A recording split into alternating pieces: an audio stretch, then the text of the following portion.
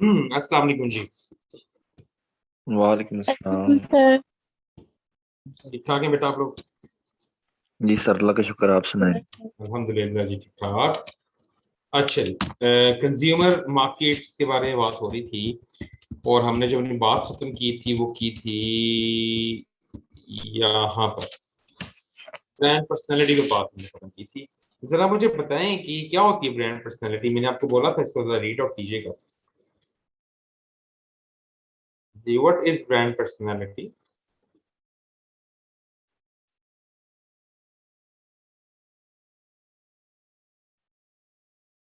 Sir एक brand जो attributes sir जो कैरी करता है, क्वालिटीज एक ब्रांड की। नहीं तो क्या ब्रांड कोई ह्यूमन बीइंग या कोई लिविंग थिंग है जो वो उसकी पर्सनैलिटी होगी? सर इसका सेटिस्फैक्शन लेवल हो गया ना, उसके अलावा बाकी इसके जो भी क्वालिटीज हैं। जी कोई और? ठीक है, किसी हद तक, बाकी किस हद तक कोई बताएं। ब्रांड एक चीज को रिप्रेजेंट कर रहा होता है, तो ब्रांड पर्सनालिटी आप उसके साथ कर सकते हो कि मतलब अगर आपको ब्रांड है तो वो किसी स्पेसिफिक चीज को रिप्रेजेंट कर रहा होता है, तो वो उससे उसकी पर्सनालिटी डिफाइन हो जाती है उस चीज से। फॉर एग्जाम्पल अगर एक ब्रांड की जो चीजें हैं वो बहुत कलरफुल है तो उससे चीयरफुल और लाइवली सी लुक आ जाती है, तो एक लाइवली पर्सनालिटी हम कह सकते हैं उस ब्रांड की। ठीक है, सही, ठीक है। रोशन ने बताया जी। अच्छा अस्सलाम, आप क्या कहने लगे थे? सर ब्रांड जो होता है ना, उसमें ये होता है, उसमें जो एट्रीब्यूट्स होते हैं यार, उसकी जो वैल्यूज होती हैं वो प्रॉमिस्ड होती हैं और वो पूरी की जाती हैं। ठीक है, ठीक, तभी वो तो वो आपने ब्रांड बात सही है। तभी ये तो वो आपने ब्रांड ब्रांड, हाँ, तभी ये ब्रांड आपने, बनता है जब वो जो अच्छा, वैल्यूज प्रॉमिस्ड की गई हों वो पूरी की जाए। ये आपने बिल्कुल बात सही। ये तो ब्रांड बता रहे हैं ना आप, तो ब्रांड की डेफिनेशन बता रहे हैं। ब्रांड पर्सनैलिटी, मेरा नुक्ता नजर ये है, मेरी बात ये, क्वेश्चन ये है कि आया ब्रांड कोई लिविंग थिंग है जो उसकी पर्सनैलिटी होगी? सर पर्सोनिफाई पर्सनैलिटी कर रहा है। सर पर्सोनिफाई कर रहा है, यस। ये दिस कैन, बिल्कुल ठीक है। दरअसल ब्रांड की अपनी कोई पर्सनैलिटी नहीं है, लेकिन हम क्या करते हैं, ब्रांड को जब यूज करते हैं और ब्रांड का जो एक वो देखते हैं कि इसकी यूजेज कैसी है। जैसे वो मारोशा ने कलर्स की बात की, उसके कलर्स कैसे हैं, या वो किस तरह की आपको सर्विसेज और फील प्रोवाइड कर रहा है। तो बेसिकली वो जो फील है ना, वो हम अपने ऊपर इम्प्लीमेंट करके देखते हैं। ठीक है, तो उसको जैसे लेट्स एक्साइटमेंट है जी। अब जब हम डिज्नी की बात करेंगे, डिज्नी ब्रांड है, दुनिया का सबसे बड़ा ब्रांड है एंटरटेनमेंट के अंदर और एनिमेशन के अंदर। तो जब डिज्नी की मूवीज देखते हैं हम, डिज्नी के हम सॉन्ग्स देखते हैं, डिज्नी के जब हम कार्टून्स देखते हैं, तो उससे क्या होता है, एक चेयरफुलनेस। मैं खुद बच्चों के साथ बैठ के अपने डिज्नी की बहुत सी मूवीज देखता हूँ। ठीक है, तो वो डिज्नी की जब उससे एक चेयरफुलनेस, एक बहुत एक आपका एक एक्साइटमेंट लेवल बड़ा हाई हो जाता है। ठीक है, तो उससे अब इसका मतलब हम ये कह सकते हैं कि क्योंकि वो एक्साइटमेंट प्रोवाइड कर रहा है, क्योंकि वो वाला ब्रांड आपको एक्साइटमेंट दे रहा है, क्योंकि वो वाला ब्रांड आपको एक लाइवली लुक दे रहा है, लाइवली फीलिंग दे रहा है, तो इस वजह से हम कहेंगे कि जी उसका जो है वो उसकी ब्रांड पर्सनालिटी है। इसी तरह से अगर हम सोफिस्टिकेशन की बात करें, जैसे आपका है, हम बात करते हैं राडो। अब राडो की बात करें तो राडो जो है, या एप्पल की बात कर लें, तो ये दोनों ब्रांड्स जो हैं सोफिस्टिकेशन के अंदर आ जाएंगे कि राडो की जो वॉचेस हैं उसके अंदर आपको एक सोबरिटी नजर आएगी, सोबरनेस नजर आएगी, उसके अंदर आपको एक एलिगेंस नजर आएगी, उसके अंदर आपको डिग्निटी नजर आएगी। ठीक है, तो उससे हम कह सकते हैं कि this is one of the sophisticated brand. जब हम बात करते हैं हैवी बाइक्स की, हार्ले डेविडसन की बात करते हैं, या हम किसी फिरारी की बात करते हैं जिसके अंदर, या हम वॉल्वो की बात करते हैं, तो वॉल्वो उसके अंदर टफनेस आता है, स्ट्रॉन्गनेस आता है, स्ट्रेंथ आ जाती है। ठीक है, तो ये कहेंगे जी कि ये वाला जो ब्रांड है ये रगडनेस इसके अंदर है, क्योंकि they are very much stronger brand. तो इस तरह से ब्रांड्स की जो है ना, हम अपनी पर्सनैलिटी दरअसल नहीं है, सिर्फ ये पर्सोनिफाई किया जा रहा है, सिर्फ ये इस्तारतन इस्तेमाल किया जाता है, सिर्फ इसको एक तशबीह के तौर पे इस्तेमाल किया जाता है कि जो इंडिविजुअल फीलिंग्स हैं आप लोगों के अंदर, जो फीलिंग्स आती हैं, जो फीलिंग प्रोवाइड करते हैं वो वाले ब्रांड्स, तो हम ये कहते हैं कि जी इस ब्रांड की पर्सनैलिटी है। ठीक है, तो इस तरह से अब मैं आपको दिखाता हूँ इनकी डिटेल में। अब ये यहाँ पर आप देखिए, तो बेसिकली ये इन्होंने थोड़ा सा डिफाइन किया हुआ है इसकी फीलिंग्स को, और उन फीलिंग्स को कह रहे हैं कि ब्रांड की पर्सनैलिटी के एट्रीब्यूट्स हैं। सिंसियरिटी, किस तरह का ब्रांड होगा, ये डाउन टू अर्थ होंगे, ऑनेस्ट होंगे, होलसम होंगे, चीयरफुल होंगे। excitement में daring, spirited, imaginative, up to date, competence में reliable, intelligent, successful and hard working, sophistication के अंदर upper class, charming, glamorous and feminine, and ruggedness के अंदर outdoorsy, toughness and masculine and western। ठीक है, तो अब इस तरह से आपको थोड़ा सा ये पता चला होगा कि दरअसल ब्रांड की पर्सनालिटी जो है वो ह्यूमन पर्सनालिटी एट्रीब्यूट्स ही हैं। सिर्फ हम ये देखते हैं कि ह्यूमंस को उन ब्रांड को यूज करते हुए कौन सी फीलिंग्स और कौन सी उनके अंदर जो है वो एक पैदा हो रही है। फीलिंग्स ही सही है लफ्ज़ में, खल इसके अलावा मुझे नहीं समझ आ रहा, तो वो उसको हम कहेंगे ये ब्रांड पर्सनालिटी। जी जनाब, आप क्वेश्चन पूछिए। जी कोई क्वेश्चन नहीं है यार, बिल्कुल आप तो जनाब सर क्लियर है। आगे समझ। ओके जी, लाइफस्टाइल इन्फ्लुएंसेस। लाइफस्टाइल जी बेसिकली अच्छा मैं थोड़ा सा आपको ये बता दूं क्योंकि बहुत से लोग जो पिछली क्लास में नहीं थे, हम पढ़ क्या रहे हैं, हम उन फैक्टर्स को डिस्कस कर रहे हैं जो आपके उस पर इम्पेक्ट करता है, आपके जो आपकी परचेजिंग डिसीजन है, परचेजिंग जो आपकी पैटर्न्स हैं, परचेजिंग बिहेवियर है, उसके ऊपर जो इम्पेक्ट कर रही होती हैं जो जो फैक्टर्स हम उनको डिस्कस कर रहे हैं। तो हम ये पर्सनल फैक्टर ले रहे हैं। अब इसके अंदर लाइफस्टाइल आया था। लाइफस्टाइल बेसिकली आपका लिविंग पैटर्न है, लिविंग के how you spend your life, किस तरह से आप अपनी लाइफ गुजारते हैं। कुछ लोग बड़े होते हैं जी, मल्टीटास्किंग होते हैं, मल्टीपल काम एक दफा एक ही टाइम में कर रहे हैं। कुछ लोगों का लाइफस्टाइल होता है जो बड़ा एक एडवेंचरस होता है, वो एडवेंचर को पसंद कर रहे होते हैं। कुछ लोग होते हैं कि they are very much introvert type of personality, तो उस वजह से उनका लाइफस्टाइल भी बहुत जो है वो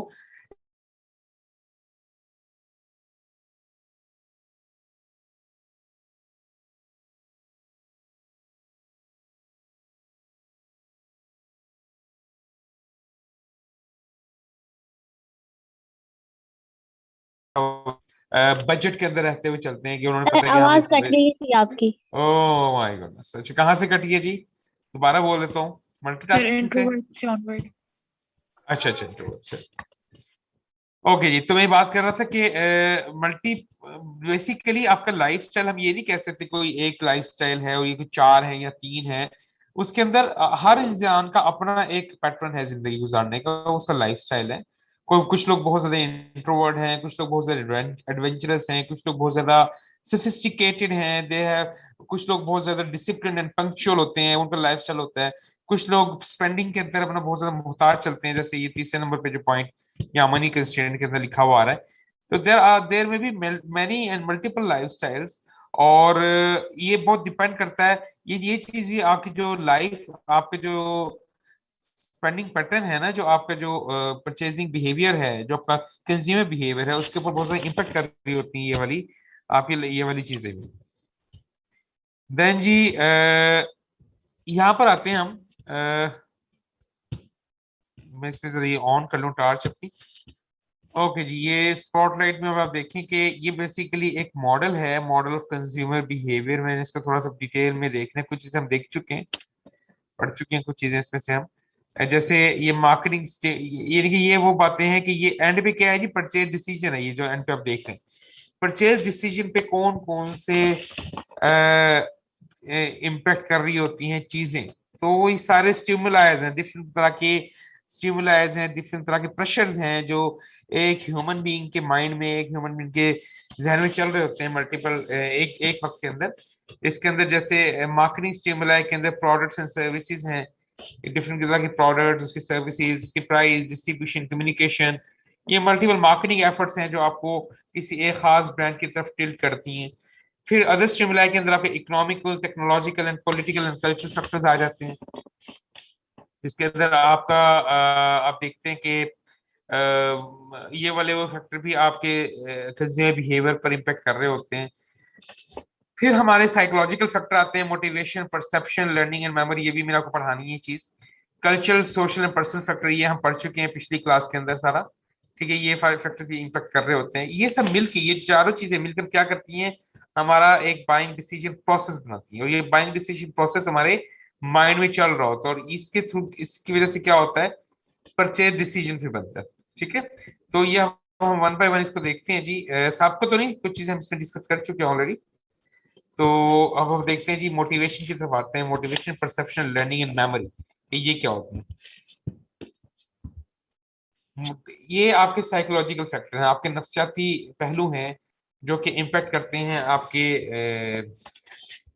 आपके डिसीजन मेकिंग प्रोसेस के अंदर।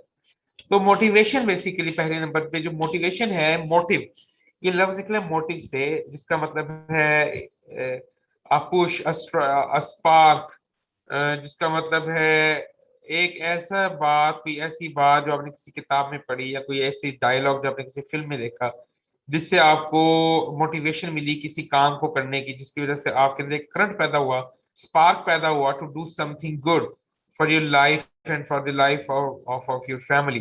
तो उस चीज के अंदर जो है डिफरेंट थ्योरीज मार्केट में आई। जैसे फ्रॉड की थ्योरी थी, तो ये कहता है जी कि जो बिहेवियर है, जो हमारा बिहेवियर बनता है, वो हमारे सबकॉन्शियस मोटिवेशन से बनता है। हमारे तहत शऊर के अंदर जो हमारी मोटिवेशन छुपी हुई होती है हमारे बैक एंड के अंदर, उसकी वजह से हम हमारा कुछ खास किस तरह के बिहेवियर जो है हमें वो जनरेट होते हैं। फिर मैस्लो कहता है कि behaviour is driven by the lowest unmet needs, यानी कि वो नीड जो हमारी पूरी ना हुई हो। अगर आपको भूख लगी है तो आपको खाना कोई खिला देगा तो उससे ही आपको मोटिवेशन मिल जाएगी। आपको अगर कोई किसी और चीज की जरूरत है, आपको वो जरूरत पूरी कर देगा तो वो उससे आपको मोटिवेशन मिलेगी। तो ये मैस्लो की थ्योरी आपने पहले भी पढ़ी है ये। फिर हर्सबर्ग कहता है कि बिहेवियर जो है वो हाइजीन और फैक्टर और मोटिवेटिंग फैक्टर के ऊपर बेस करता है। तो इसको वन बाय वन देखते हैं, मैस्लो एंड हर्सबर्ग को। Maslow theory basically hierarchy of need theory, ये आपने मेरे ख्याल में 3 से 4 सब्जेक्ट में पढ़ चुके होंगे। ठीक है, हाँ। तो फिजियोलॉजी जल्दी से थी, आपने मैनेजमेंट के अंदर ही पढ़ी होगी, कम्युनिकेशन के अंदर भी ये थ्योरी आती है। ठीक है, इसके ऊपर ज्यादा बात नहीं करूँ, एक जल्दी से एक ओवरव्यू दे देता हूँ। पहले नंबर पे हमारी फिजियोलॉजिकल नीड आती है, वो नीड्स जो कि बेसिकली हमारी बॉडी की नीड होती हैं। देन सेफ्टी नीड, हम ये बस तो ये कहता है कि अनमेट नीड जो है ना, जो हमारी पूरी नहीं हुई है, वो नीड जब आप पूरी कर देंगे तो आप मोटिवेशन ले लेंगे उस बंदे की, वो बंदा मोटिवेट हो जाएगा, उससे फिर जो मर्जी करा सकते हैं। तो इसमें फिजियोलॉजिकल नीड्स, सेफ्टी नीड्स, जिसके अंदर सेफ्टी के अंदर आपकी protection and security of your family and your safety आ जाता है। देन सोशल नीड्स आ जाता है, sense of belongingness and sense of love. फिर स्टीम नीड आ जाता है, सेल्फ स्टीम, रिकग्निशन, पहचाने जाने की ख्वाहिश, अच्छा लगने की ख्वाहिश, लोगों को की तारीफ करने की ख्वाहिश। लोग ये भी कहती है कि रिसर्च कहती है, ये दरअसल ये जो सेल्फी लोग लेते हैं ना, और सेल्फी लेके फिर व्हाट्सएप के ऊपर लगाते हैं या फेसबुक के ऊपर लगाते हैं, तो दरअसल उनके अंदर ये एक ये अपनी तारीफ करवाना चाह रहे होते हैं। मैं ये नहीं कह रहा आप में से कोई लगाता होगा, मुझे नहीं पता आप में से कितने लोग सेल्फी लगाते हैं, जस्ट मैं वैसे बता रहा हूँ। इट्स एक रिसर्च हुई है जिसके अंदर इसको एक साइकोलॉजिकल डिजीज कहा गया है, जो बहुत ज्यादा लोग सेल्फीज लेते हैं और उसको फिर सोशल मीडिया पर लगा के अगले लोगों से कमेंट निकलवाना चाहते हैं कि आपके बारे में क्या राय रखते हैं। ठीक, तो ये स्टीम नीड्स हैं इस तरह, जिसके अंदर लोगों के अंदर पहचाने जाने की ख्वाहिश होती है। फिर सेल्फ एक्चुअलाइजेशन में सेल्फ डेवलपमेंट, सेल्फ रियलाइजेशन, मैंने ये पहले जब आपको पिछले साल पढ़ाई थी उसमें भी ये बात की थी। बेसिकली जो इकबाल का कॉन्सेप्ट है, जो खुदी का कॉन्सेप्ट है, जो आपका इश्क हकीकी का कॉन्सेप्ट है, जिसके अंदर आपका और अल्लाह का ताल्लुक है, ये सेल्फ एक्चुअलाइजेशन नीड है। मेरे लिहाज से मैस्लो की को शायद ये चीज ना पता हो, या हो सकता है क्योंकि उसको शायद इस चीज का इदराक ना हो, लेकिन बीइंग अ मुस्लिम मैं ये समझ सकता हूँ कि सेल्फ एक्चुअलाइजेशन नीड जो है it's totally beyond this world, इससे बहुत आगे की चीज है ये जो है, जिसके अंदर जो आपका जो एक खास एक अल्लाह से ताल्लुक पैदा होता है, उस सूरत के अंदर ये आपके अंदर आती है। तो बहरहाल आगे चलते हैं। ये जो टू फैक्टर थ्योरी, जी बेटा ये सेल्फ एस्टीम और सेल्फ एक्चुअलाइजेशन की सर समझ नहीं आई सर, ये रिपीट करने के लिए। सेल्फ एस्टीम, अच्छा, STS, ओके ओके ओके। मैंने जल्दी में इसलिए बोला कि मुझे अंदाजा था कि आप लोगों ने पढ़ा हुआ है। एस्टीम नीड बेसिकली ये होती है कि आप लोगों, हर आपको नहीं मैं बात कर रहा, मतलब सबको, मेरे अंदर, आपके अंदर ह्यूमन साइकोलॉजी ये है, ह्यूमन जो है ह्यूमंस हैं जितने भी, उनके अंदर ये ख्वाहिश है कि होती है कि वो पहचाने जाएं, उनका एक स्टेटस हो माशरे के अंदर, उसके अंदर एक उनको किसी एक मकाम पर देखा जाए, और उस तक पहुंचने के लिए वो बहुत से फिर सही गलत सलत हर तरह का काम करते हैं। ठीक है, कोई डॉन बन जाता है और कोई डॉन बन के वो कर लेता है, और कोई आलिम दीन बन के भी ये काम कर सकते हैं। मतलब दोनों तरह से चीज हासिल की जा सकती है, लेकिन पहचाने जाने की, अच्छा लगने की, एक स्टेटस लेने की जो ख्वाहिश है इंसान की, उसकी जबिल्लत में शामिल है दरअसल ये। तो ये आपकी सेल्फ एस्टीम नीड है। तो अगर आपकी ये नीड को पूरा करके बहुत से ऐसे काम करवाए जाते हैं, जैसे बड़े बड़े डॉन हैं जो दुनिया के अंदर, उनकी इस नीड को फुलफिल करके जो है कि they want to be notorious. ठीक है, अब तो जैसे वो कहते हैं ना कि बदनाम ना होंगे तो क्या नाम ना होगा। तो नाम लेने के लिए वो बदनाम होना ही पसंद कर लेते हैं, कुछ लोग नाम लेने के लिए अच्छा नाम लेना पसंद करते हैं। तो बहरहाल ये स्टीम नीड ये है कि to be recognised in the society. ठीक है, और सेल्फ एक्चुअलाइजेशन ये है कि जब आपकी सेल्फ स्टीम भी पूरी हो जाती है, तो सेल्फ एक्चुअलाइजेशन ये है कि सेल्फ रियलाइजेशन, अपने आप को पहचानना, और अपनी खुदी को एक्सप्लोर करना, और अपने आप को आपके अपनी जो एक पर्पस ऑफ एग्जिस्टेंस है दरअसल, उसको अंडरस्टैंड करते हुए एक अल्लाह के साथ एक ताल्लुक को बनाना, ये मेरी नजर में सेल्फ एक्चुअलाइजेशन नीड ये है। जी, उस किसने पूछा था क्वेश्चन, क्लियर हो गया बेटा? जी सर, ये तो क्लियर हो गया सर। ये सेफ्टी और सिक्योरिटी का फर्क भी बता देना कहीं। Safety and security? Yes sir. Safety need तो ये ओवरऑल नीड का नाम है ना। तो सेफ्टी नीड में क्या आता है कि हमें हमारी होती है कि हम और हमारी फैमिली जो है वो सिक्योर हो, प्रोटेक्ट हो किसी भी मौसम से, चोरी डकैती से, एक सोसाइटी की जो नाहमवारियां हैं उससे आप लोग जो है प्रोटेक्ट करें अपनी फैमिली को भी, और सिक्योर करें उनको। तो उनको लेने के लिए हो सकता है कि आप किसी बंदे से को अच्छा काम करवाना चाहते हैं ऑफिस के अंदर, तो आप क्या करते हैं, उसको घर दे देते हैं। ये ले जी, घर ले, एक अच्छी सोसाइटी में घर ले, हम उसका किराया देंगे। अब आपने उसकी ये नीड पूरी कर दी अपनी एम्प्लॉय की, अब उससे क्या होगा, उसकी मोटिवेशन बढ़ जाएगी। अब वो आपके लिए ज्यादा बेहतर तरीके से काम करेगा, क्योंकि ऑर्गेनाइजेशन ने उसको और उसके बच्चों को एक सर शहर आवाज कट के रही है अंदर आपसे। बहुत सर आपकी आवाज अच्छी कट रही लोकेलिटी है। के अंदर जो है वो घर लेकर दिया। ठीक है, तो ये सेफ्टी नीड पूरी कर दी ना अपने एम्प्लॉय की। अच्छा, अभी ठीक हो जाती है।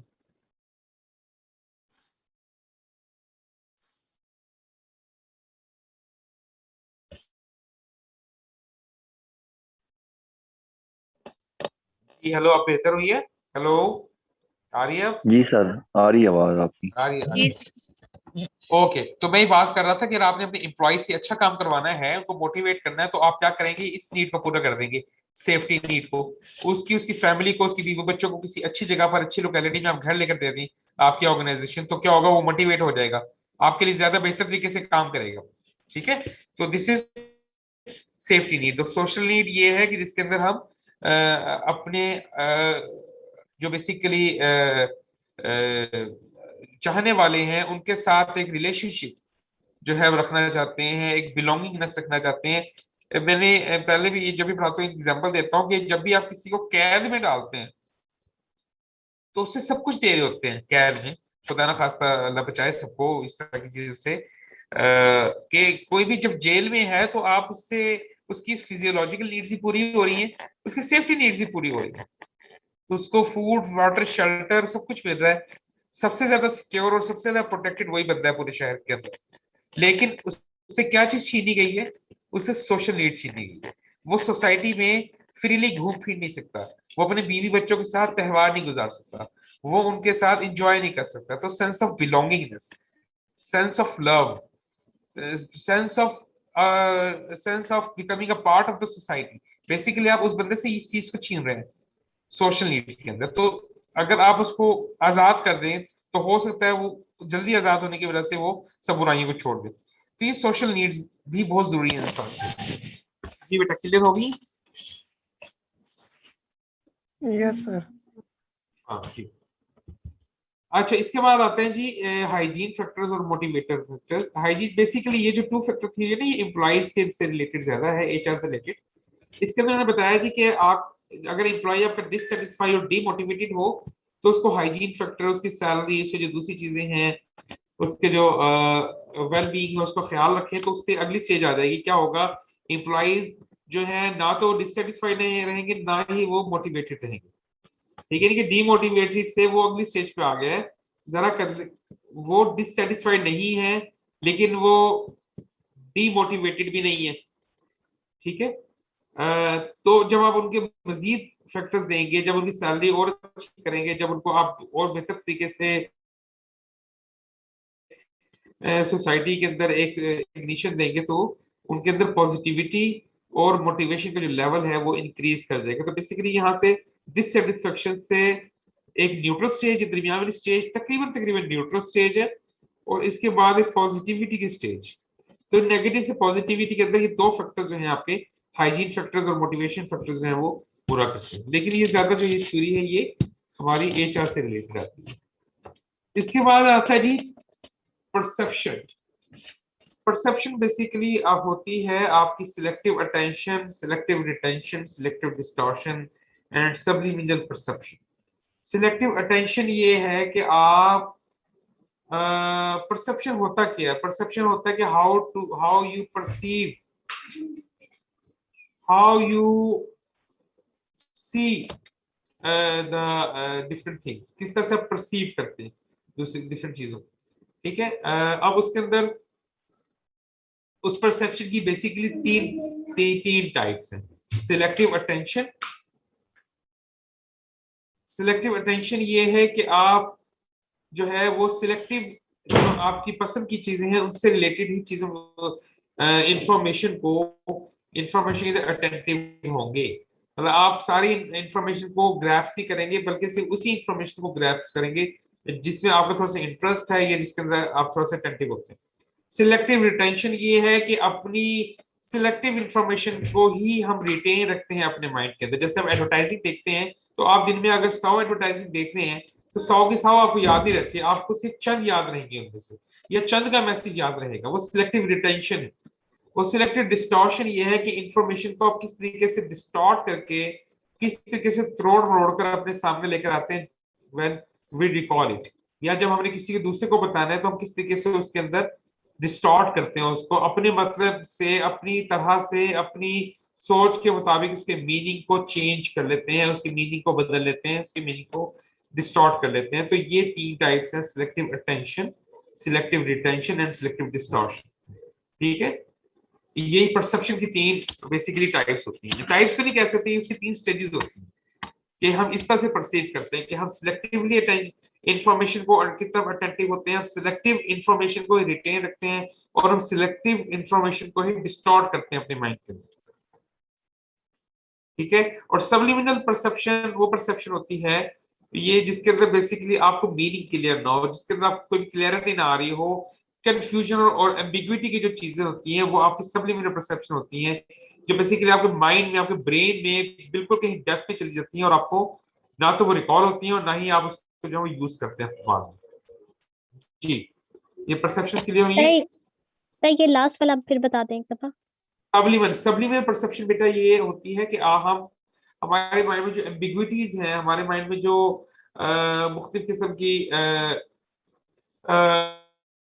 ऐसी इंफॉर्मेशन जो कि एम्बिगुअस थी, जो हमें रिकॉल नहीं रही, जो हम याद नहीं रखते, जो हमारे माइंड में किसी बैक एंड पर कहीं मौजूद होती है, और that is not basically usable for us, हम उसको यूज नहीं कर सकते ऐसी इंफॉर्मेशन। यानी कि जैसे ऐसे होता है कि समटाइम्स आपको, आप ही ऐड देखते हैं, वो आपको इतनी बेकार लगती है कि आपको पता ही नहीं होता कि क्या देखा था, क्या चीज थी, आपके माइंड में किसी जगह जाके वो गुम हो जाती है, या बहुत ही फजूल किस्म की ऐड थी, पता ही नहीं था है क्या। तो उस चीजों को, कुछ चीजों को हम इग्नोर कर देते हैं, हम उसको रिटेन रखते ही नहीं है, हम उसको बिल्कुल जाया कर देते हैं अपने माइंड से इस इंफॉर्मेशन को, जिसको हम कहते हैं सबलिमिनल परसेप्शन।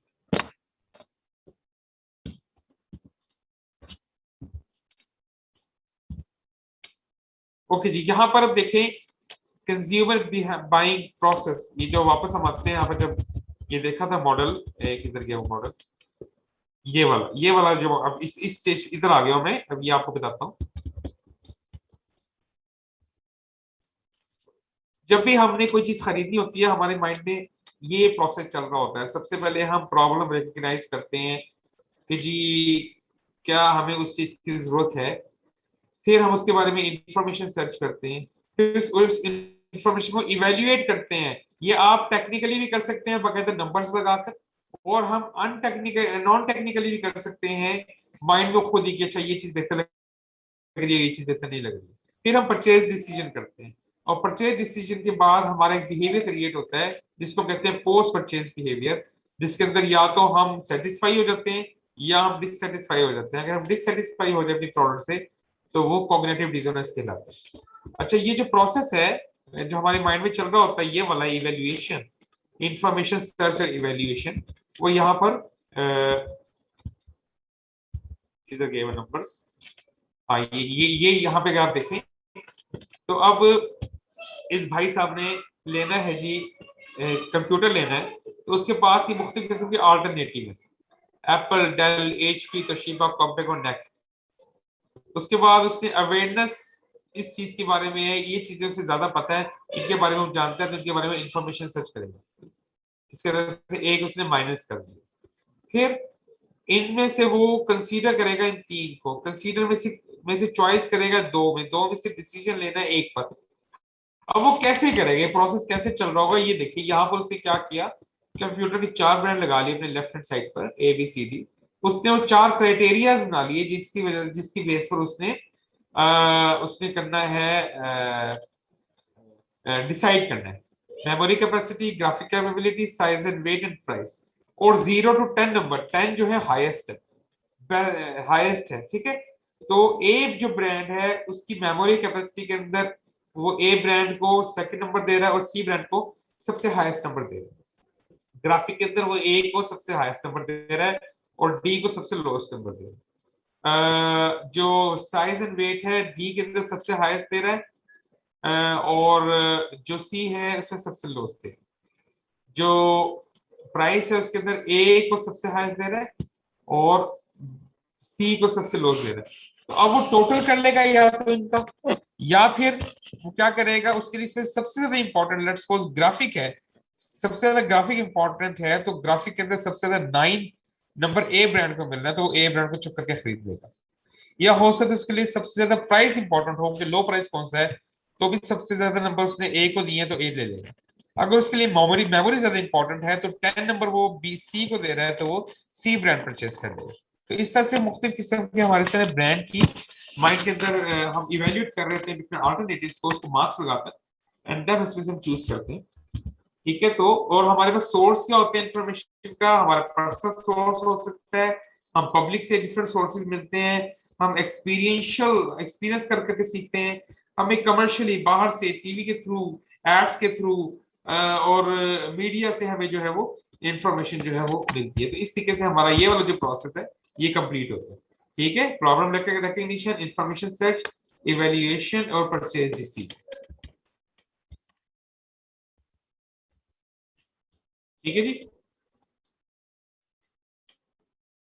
इसके बाद आता है परचेज डिसीजन। परचेज डिसीजन कैसे होगा जी, इवैल्यूएशन ऑफ अल्टरनेटिव कर ली, परचेज इंटेंशन की है, परचेज इंटेंशन आपकी बन गई कि ठीक है जी मैंने ब्रांड ए को परचेज करना है। अच्छा एक मिनट के लिए होल्ड कीजिए आप लोग।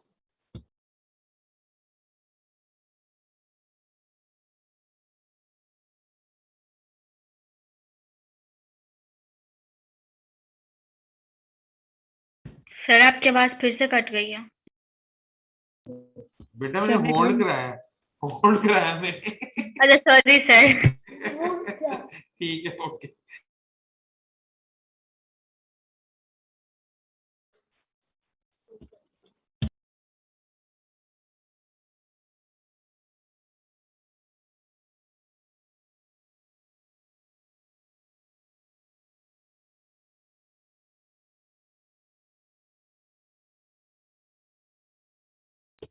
तो मैं बात कर रहा था इवैल्यूएशन अल्टरनेटिव के बाद परचेज इंटेंशंस हैं। परचेज इंटेंशंस के बाद हम ये देखते हैं कि किस तरफ हमारा झुकाव ज्यादा हो रहा है, एटीट्यूड ऑफ अदर्स क्या है, लोगों की राय क्या है, और इसके अलावा कौन से ऐसे सिचुएशन फैक्टर्स हैं। जैसे ऐसे भी होता है ना, आप लेने जा रहे हैं ब्रांड ए को लेने जा रहे हैं लेकिन वो मार्केट में है ही नहीं, अवेलेबल ही नहीं है, ठीक है। तो ऐसे सिचुएशन फैक्टर जो कि आपको अनएंटिसिपेटेड हो, जिसके बारे में हम पहले से प्रेडिक्ट ना कर सके हो, समटाइम्स ऐसे ब्रांड भी, ऐसे भी सिचुएशन आते हैं, या आप कहते हैं जी आपकी जो पसंद का ब्रांड है वो मार्केट में है ही नहीं, वो आएगा तो 2 महीने बाद ही, 6 महीने बाद आपको डिलीवरी होगी। तो ऐसे फैक्टर्स को फिर हम देखते हुए और दूसरों के एटीट्यूड देखते हुए हम जो है परचेज डिसीजन कर लेते हैं। तो इस तरह से फिर हमारा जो मॉडल है ये कंप्लीट होता है, ठीक है। लेकिन जब हम हर कर रहे होते हैं, परचेज करते हैं, तो हमारे जहन में मुख्तलिफ किस्म के रिस्क होते हैं, जो माइंड में रिस्क चल रहे होते हैं। इसके अंदर आपका फंक्शनल रिस्क चल रहा होता है, फिजिकल रिस्क है, फाइनेंशियल रिस्क है, सोशल रिस्क है, साइकोलॉजिकल रिस्क है, टाइम है। ये डिफरेंट तरह के रिस्क हैं। जब भी आपकी शॉपिंग गलत हो जाए या आपकी प्रॉपर शॉपिंग ना हो, तो हम उस ये वाले जो रिस्क हैं वो हमारे माइंड में हमेशा से हमारे साथ एसोसिएट हो रहे होते हैं, हमारे माइंड में चल रहे होते हैं। ठीक है जी, क्लियर? Yes sir. अच्छा, Yes, ये sir. How customer use and dispose of product, ये बड़ा इंटरेस्टिंग सा एक है। हमारे यहाँ तो खैर इस तरह से नहीं होता, पाकिस्तान में तो ये तो यहाँ तो जो भी प्रोडक्ट्स हैं वो हम करते ही हैं, डिस्पोज ऑफ तो नहीं ज्यादातर की जाती, बेचते ही हैं ज्यादातर। का कोई चीज खराब हो गई हो तो ये प्रोडक्ट में ये इस चार्ट को देखिएगा, इंटरेस्टिंगली बड़ा एक मजे का चार्ट है ये आपको बड़ा अच्छा लगेगा देख के। अच्छा, ये लास्ट 2 स्लाइड रहेगी इंशाल्लाह। ये मैं इसमें कुछ चीजें हैं, मैं देखती हूँ डिटेल के अंदर अभी इंशाल्लाह। ये मैं 2 स्लाइड करके फिर हम कल इंशाल्लाह साथ ही नेक्स्ट जो हमारा है चैप्टर है वो स्टार्ट करते हैं जी। आज के लेक्चर में तो बताइए, प्रॉब्लम है, क्वेश्चन तो पूछिए।